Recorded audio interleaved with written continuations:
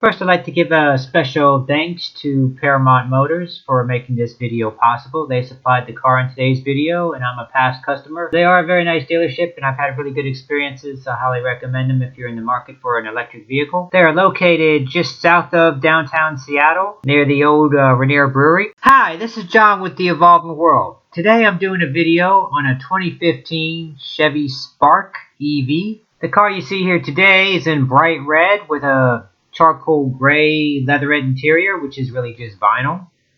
That also has the 2 LT trim level, which is basically mostly optioned with only a couple options not included.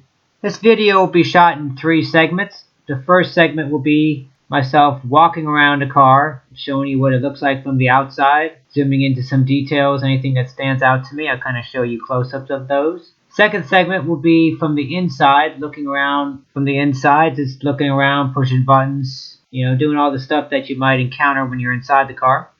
Third segment will be the driving impressions, where I'll take it on the road, drive it. First, I'd like to say that overall, I like the car quite a bit actually, and I will go into further detail later on in the driving impressions section.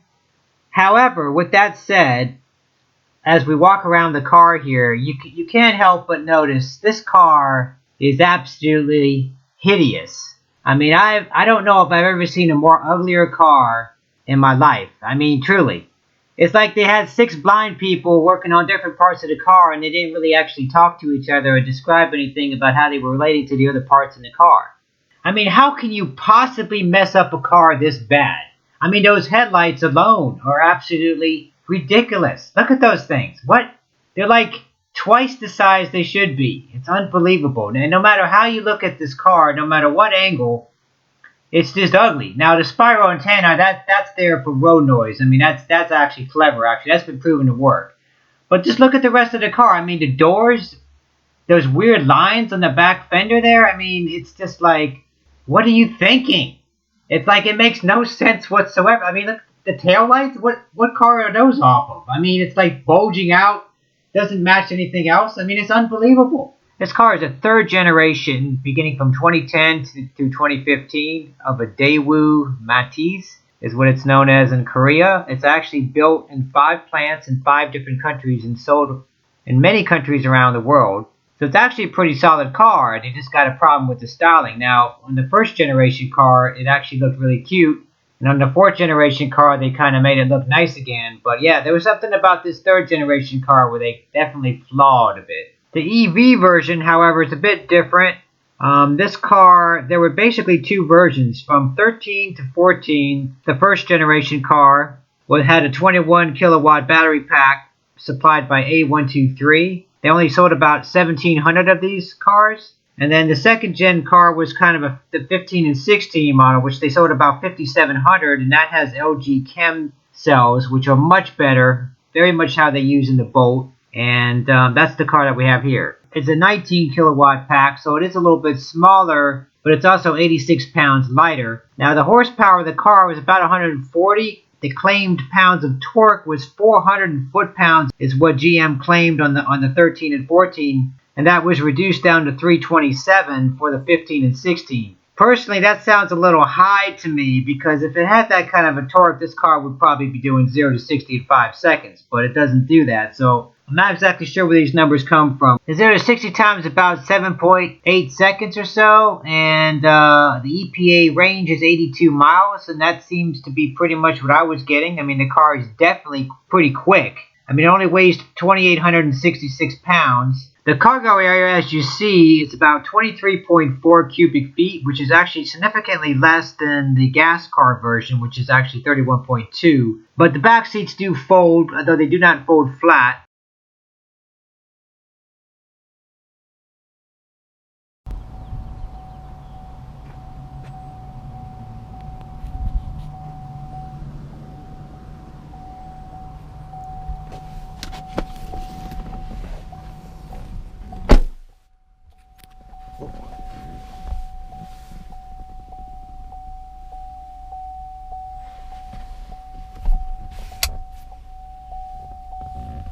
Definitely helped put these up.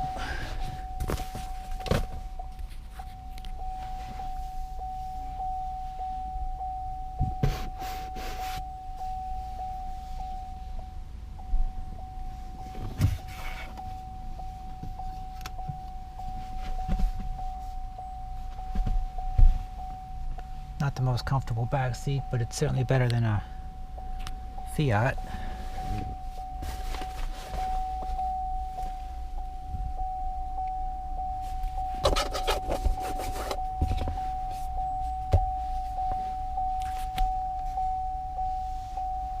It's not too bad, actually.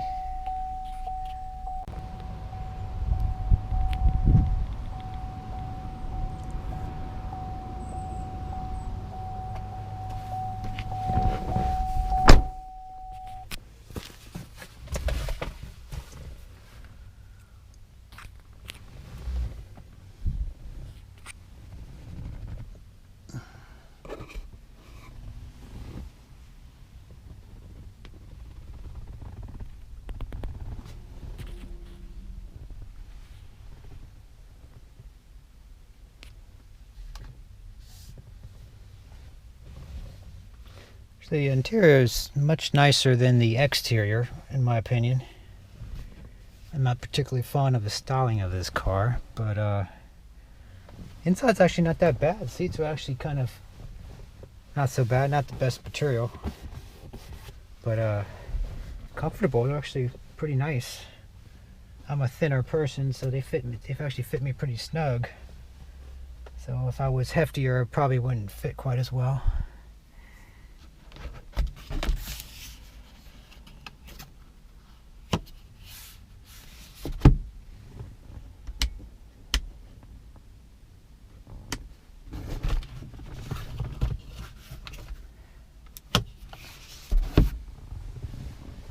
Kind of squishy interior though. There's all kinds of sounds that you're rubbing against stuff.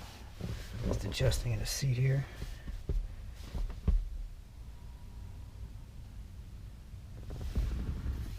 Controls with the mirrors.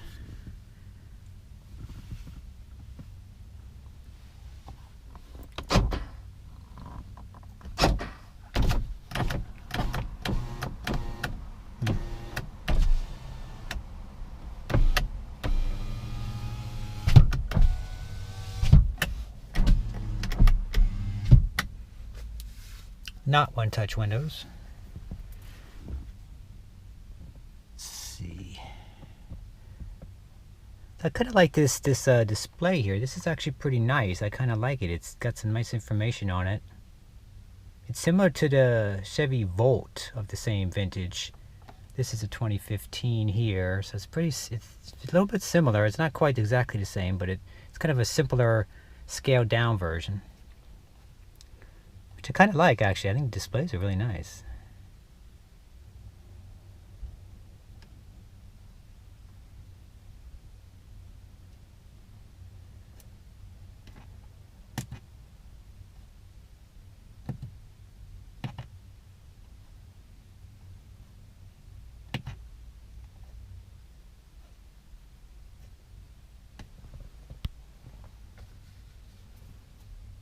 This model has auto headlights. There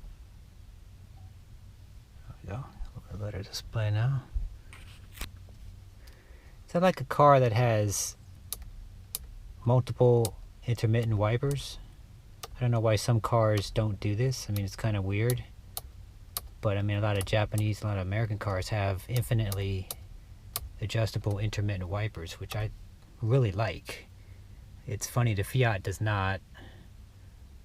A lot of Mercedes and stuff. Teslas don't even have that. It's kind of funny. So I mean, you kind of like the car for what it is. You know, it's a simpler kind of car.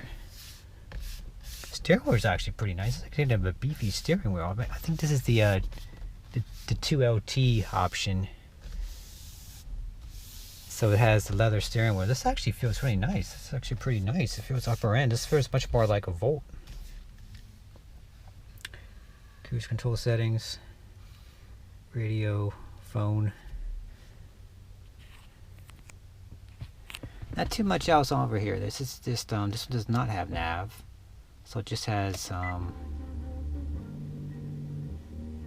radio. Let's see what we have here. Yeah, this is pretty much all it is. It's mostly just multimedia.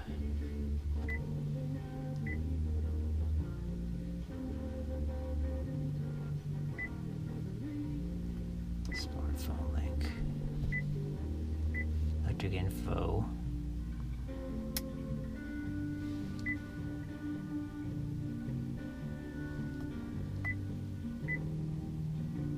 Oh, look at this. It even has like nice display. So it's actually a little bit similar to the Volt.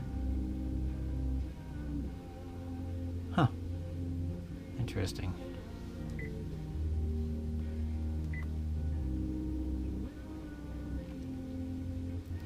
So you can control stuff here, and you can also control it down here too.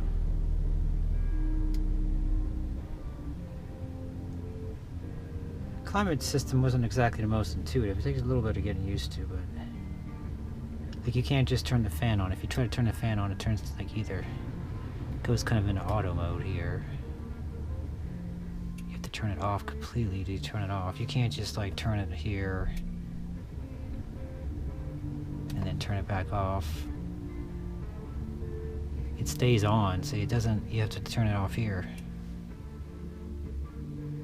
It's kind of a little bit weird. What do we got here?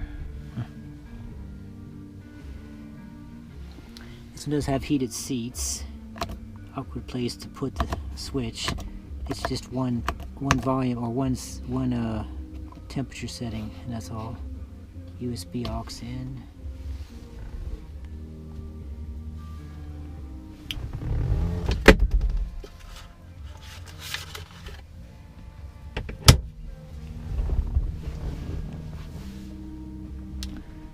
This has a low mode, which I find to be very useful, especially if you're going down a steep grade.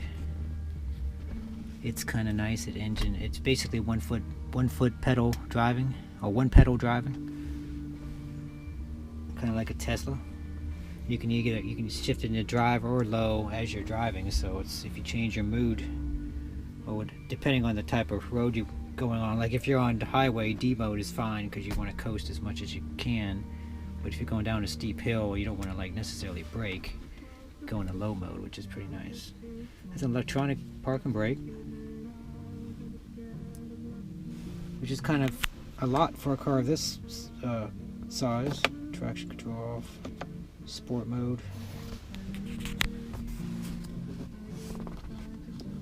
A couple 12 volts, looks like, here. What our key looks like. This is basically just keep the fob in your pocket, so you don't have to stick it in an ignition or anything, which is nice. Just leave it right here.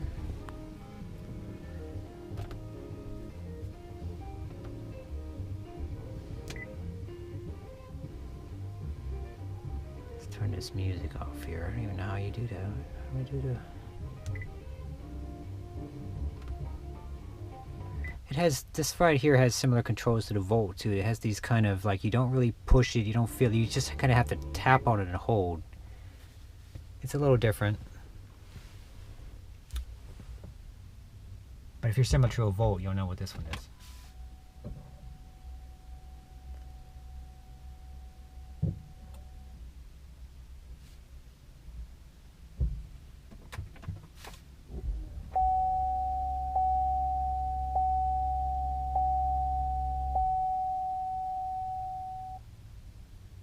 Pretty simple, it has just enough electronic display to kind of make it nice, and then but without overdoing it. You know, crazy graphics, splash screens, no crazy music playing or anything. Just kind of gets right to the point. So it's kind of nice.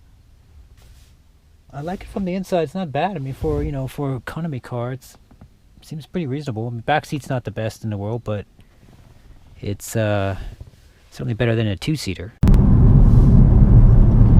I have to admit, when I decided to do a review of this car, I thought, this car is kind of available, and I thought, okay, I'll test it because it is. And then I didn't realize that I'd actually like this car. This is a pretty interesting car. I mean, it's definitely ugly as hell. I mean, there's no doubt about that on the exterior styling, but that's where it ends right there. I mean, once you get over that, or if there's a way you can live with it or change it or do something, once you get over that, it's actually not a bad electric car. I mean, it's only 2,866 pounds, which makes it a little bit lighter than the Fiat 500e.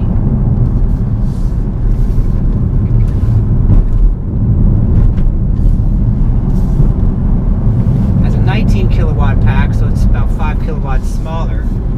So thus the range is a bit less. You have less weight though.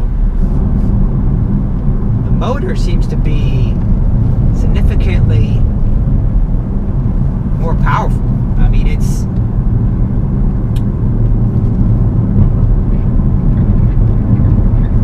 this thing. This is not bad. I mean, it's very smooth, very quiet. Like, the nice thing I really like about the car is like it's very smooth ride. I mean, it feels much more like a mid-sized family sedan. Yeah, this car feels pretty comfortable. I mean, it just kind of goes around these corners, not bad. Being so light and everything. And I'm not going that fast though. Now, as I look at my speedometer, I feel like I'm going. This is one of those kind of cars that make you feel like you're going fast, but then I look at the speedometer and it's like, wait a minute, I'm only going 28.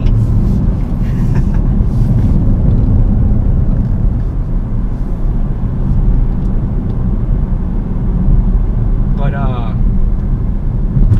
yeah, I mean, it's a pretty smooth car. I mean, there's definitely wind noise, there's definitely road noise, but that's to be expected in a car this price point, this small. I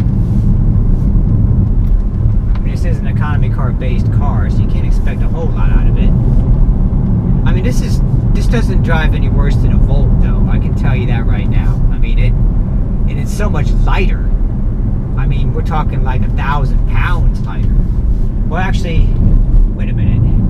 3,800. Actually, yeah, probably about 900 pounds. 900 pounds lighter than a Volt of the same year. And I definitely like these displays, like I mentioned before. It's just enough info. Very much like my Fiat 500e, except that one does it a little bit differently. But yeah, just a very minimal but nice full color display. Unlike the nasty Nissan LEAF version 1 car, which just has this very digital looking 1990s kind of display. It's ridiculous. But this one's got a very nice TFT screen. Very similar to the Volt. Definitely has modern, I mean, it's the kind of thing you could look at for many years. It doesn't feel dated from the time you get in it. Now the second generation LEAF, they've made improvements, so it's, you know, it's much nicer now. But yeah, there's Gen 1 cars, 2011 to 2017. Those are hideous displays.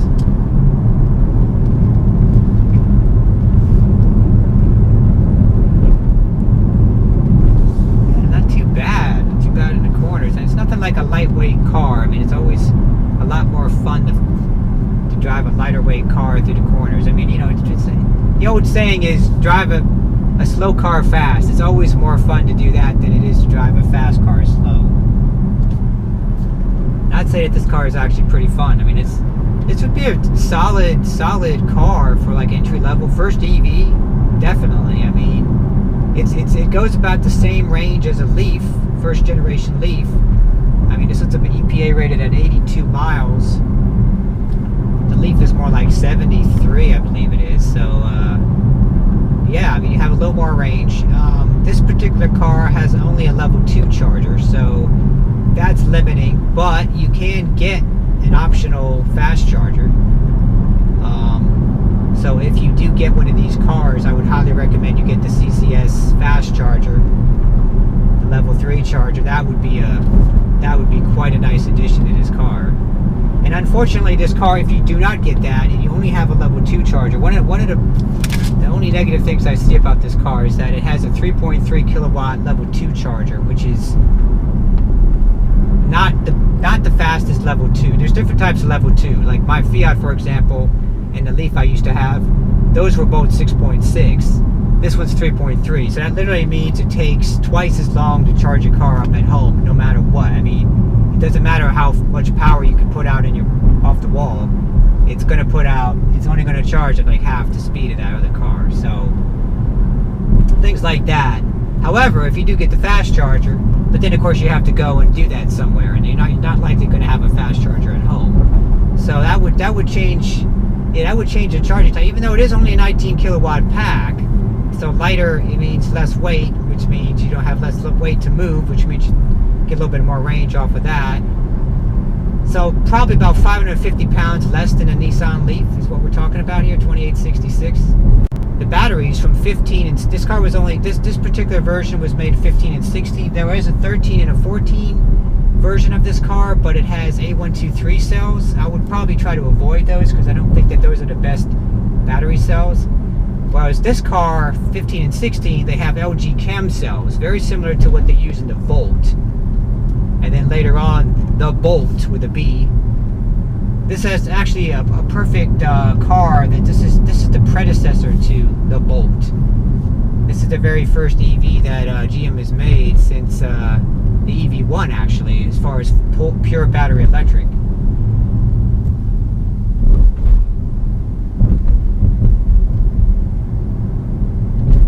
But of course, the Bolt is a very nice car too, and it's definitely an evolution of this one. Although that's actually based off a Cruise, a bigger car. This is a very small subcompact based off, it's actually made in Korea. It's actually a Daewoo. Yeah, I like the driving experience. I mean, this wheel is really nice. This is a very nice, comfy wheel. It's nice and fat and smooth. It definitely feels like it's right off a Volt, which is not bad.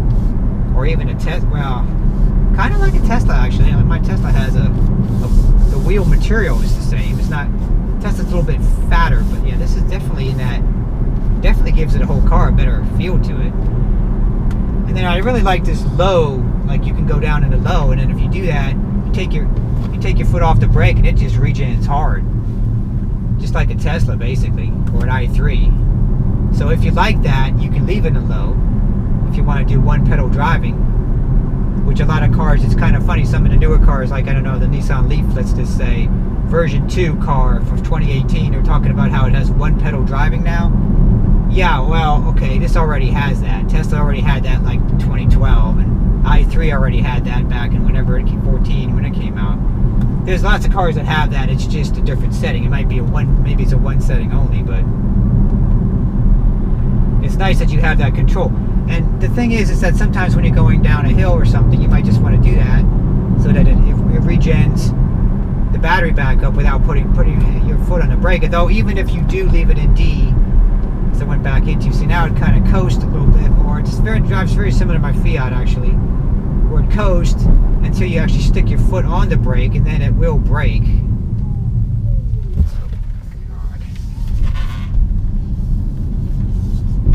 Now on the highway here, it's a little bit of a different story. It actually drives okay, but the wind noise, the road noise is a bit high.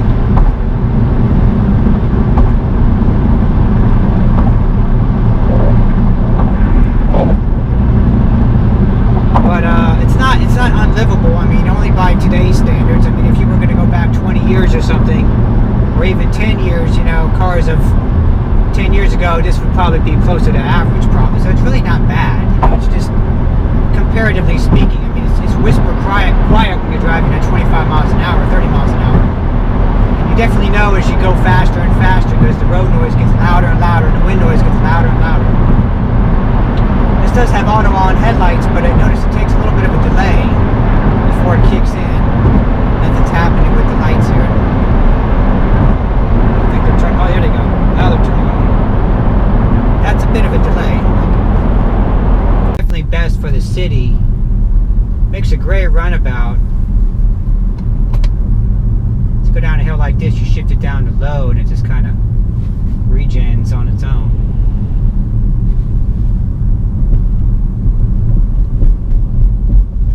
Of course, when you brake, it regens more.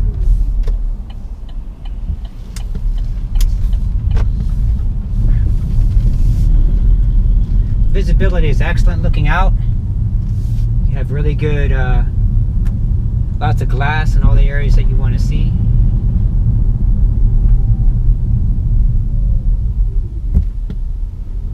It may look ugly as hell from the outside, but from the inside looking out, it's actually very practical. I mean, like all this extra glass here, for example, on the side areas here, it's like, you know, it's useful. It looks funky from the outside because it's weird, but I mean, it doesn't look, you know, proportionally smooth flowing lines. There's none of that in this car, but it's yeah, I mean, it drives pretty good. I mean, I would definitely take this over a Leaf. Well, this is kind of interesting. We're about to charge up the car here, and we have one of the earlier Tesla Model 3s.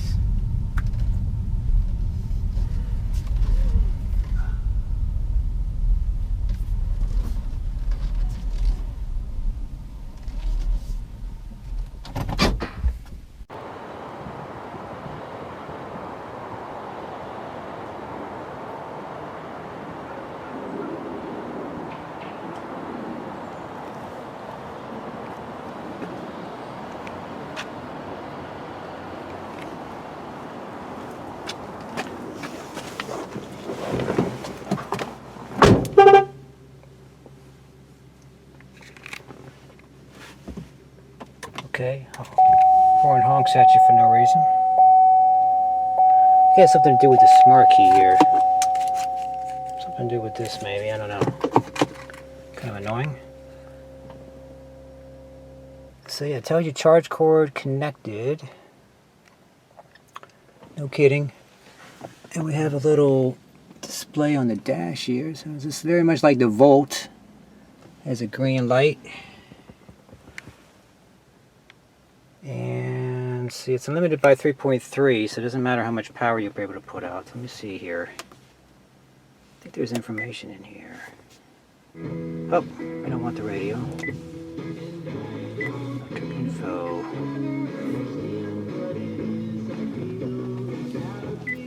Energy info. Energy info. Charging. Here we go.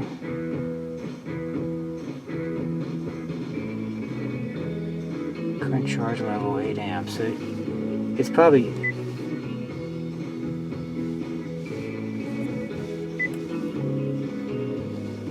power flow. Well, obviously it's charging. Strange. It doesn't really tell you what the percent is, though. This is kind of similar to how the Volt is too. They don't really. They just tell you it's charging, and they'll tell you it's complete in that time. Okay, that's going to do it for a review of a 2015 Chevrolet Spark EV. Please like and subscribe if you found this video useful. Thanks again for watching.